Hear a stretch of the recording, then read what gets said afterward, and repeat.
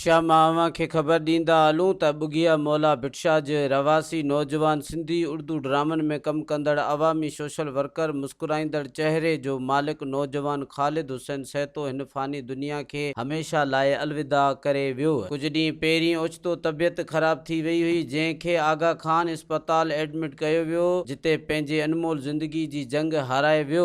ख़ालिद हुसैन सहतो सिंधी उर्दू ड्रामनि सां गॾु मुख़्तलिफ़ ज़री दवाउनि जी कंपनियुनि में बि कमु कंदो रहियो। बा इख़लाक़ बा सलाहियत रखंदड़ नौजवान जी वफ़ात जो ॿुधी सवें शहरनि जूं अखियूं आलियूं थी वयूं। शहर जी अवाम संदसि ओचिते वफ़ात ते ग़म ऐं ॾुख जो इज़हार कंदे अल्लाह पाक खां दुआ कई आहे त जन्नत अल फिरदौस में आला मक़ाम अता फरमाए। अॼु राति जो 9:30 वॻे दरगाह लतीफ़ ते जनाज़े निमाज़ अदा करण बाद संदसि अबाणे क़ब्रिस्तान में मिटी मां हवाले कयो वेंदो।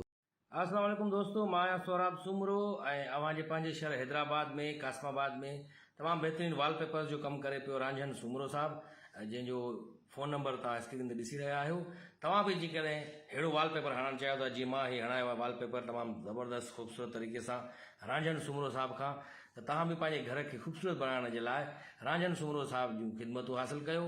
तमामु बहितरीन ऐं मज़ीद ख़बरनि ऐं तफ़सीलात लाइ विज़िट कयो असांजी वेबसाइट www.awamiNewsHD.com ऐं ॾिसंदा रहो अवामी न्यूज़ HD।